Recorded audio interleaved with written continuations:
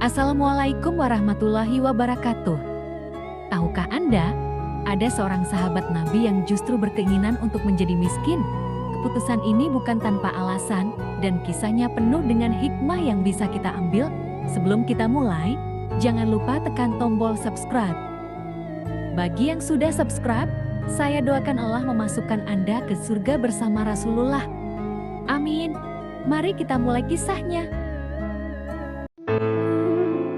Dalam sejarah Islam, Abdurrahman bin Auf merupakan salah satu sahabat Nabi yang terkenal dengan keutamaan dan perjuangannya dalam menyebarkan agama Allah Subhanahu wa Ta'ala. Kisah hidupnya penuh dengan pelajaran yang inspiratif, terutama dalam hal keinginannya menjadi miskin namun selalu gagal.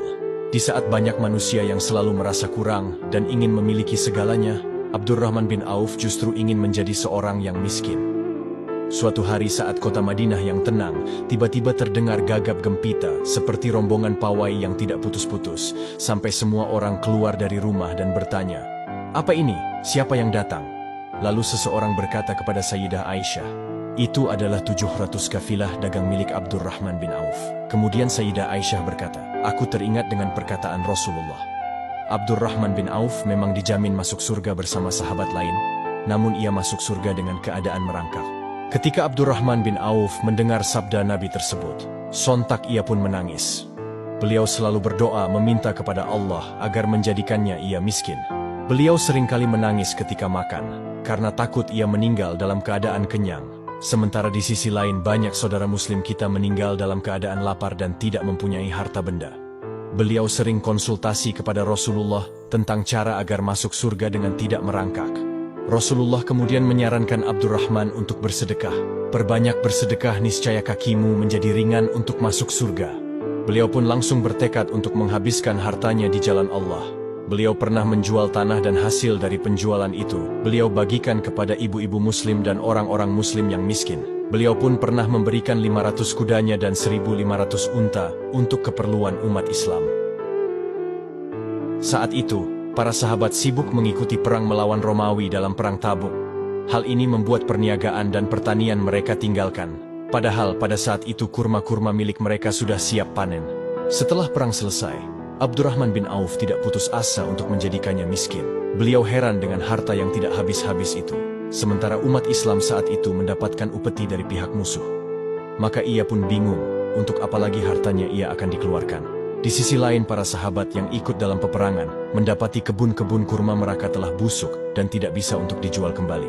Mendengar hal itu, Abdurrahman bin Auf langsung bergegas menemui mereka dan membeli kurma busuk tersebut dengan harga normal.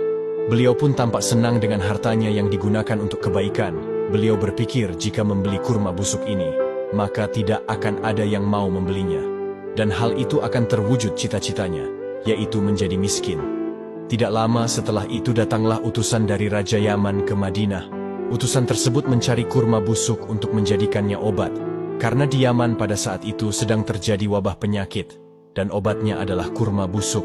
Ketika utusan Raja Yaman itu bertanya, "Siapa yang mempunyai kurma busuk?" Warga pun serempak menjawab, "Abdurrahman bin Auf."